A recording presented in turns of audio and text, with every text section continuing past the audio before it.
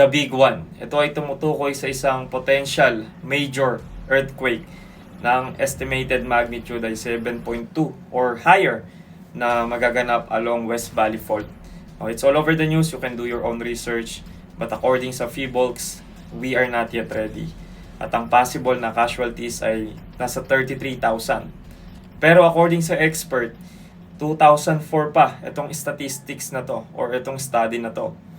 2025 na ngayon. So that's 2 decades, 2 dekada na ang nakakalipas.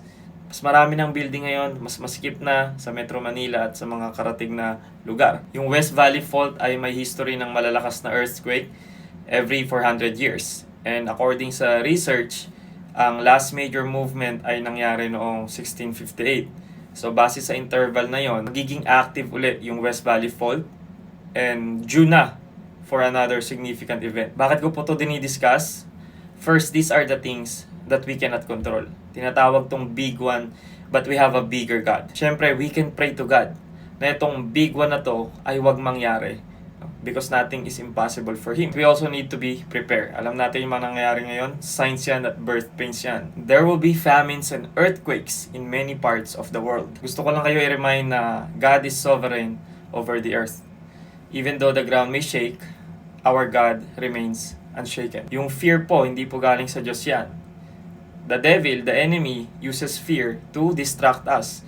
But God uses peace to anchor us. God has not given us a spirit of fear and timidity, but of power, love, and a sound mind. So instead of focusing on what might happen, we are called to live in peace and confidence, knowing that we are in God's hand. And of course, syempre, we are called to share the gospel. Ito po yung sinasabi kong preparation na pwede natin gawin. Pwede mong pag-aralan lahat ng training kung paano magiging prepared sa isang earthquake. Pero kung wala kang Jesus sa buhay, whoever does not have Jesus does not have eternal life. Nakita na natin na this world is falling apart. But in the Bible, it says na it's falling into place. The question is, nagkaroon ka na ba ng tunay na repentance? Pinanganak ka na bang muli? Na born again ka na ba?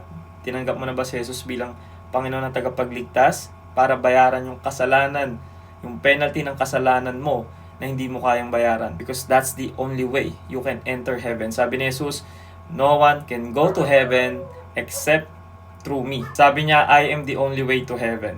The bad news is, we all have sinned. Lahat tayo nagkasala and ang kabayaran ng kasalanan ay kamatayan. Papunta tayong lahat ng impyerno. Pero dahil sobrang mahal tayo ng Diyos, nagkataong tao si Jesus, binayaran niya yung kasalanan, hindi mo kayang bayaran doon sa cross. Kaya hindi na to yung oras para enjoyin mo pa yung mga bagay na nagbibigay sa iyo ng pleasures dito sa earth. Merong next life na naghihintay sa atin. And whether you believe it or not, heaven and hell is real. Maaaring tinatawanan mo pa ang video na to, but sabi sa Bible, today, when you hear His voice, do not harden your hearts. Today is the day of salvation. Hindi sinabi sa Bible na tomorrow is the day of salvation. Dahil hindi natin alam kung ano ang mangyayari bukas. Pero ang promise ng Diyos, ang promise niya, pwede natin pagkatiwalaan yon. Because sabi sa Bible, God is impossible to lie.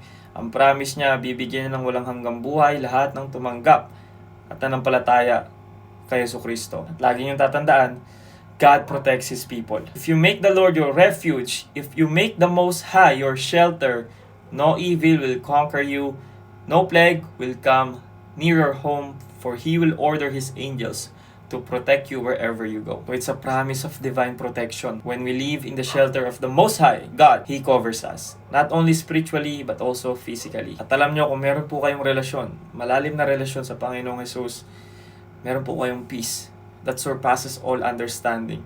Na hindi na kayo nag-worry, nagkaka-anxiety sa kung ano man ang mangyayari sa mundong ito. Because you know the promise of God, which is eternal life. Lahat ng nanampalataya sa kanyang anak na si Jesucristo. Yun yung dapat nating gawing preparation. Share natin kung paano tayo niligtas ng Panginoong Jesus at kung ano ang pangako niya at yung gift, yung regalong binibigay niya sa ating walang hanggang buhay through accepting Jesus as Lord and Savior. Kaya kung naririnig mo ngayon to, repent. Turn away from all of your sins. Surrender your life to Jesus. It's all worth it. Jesus is the only assurance na pwede mong panghawakan na kahit ano mang mangyari ngayon sa paligid natin, you have that promise of eternal life through Him.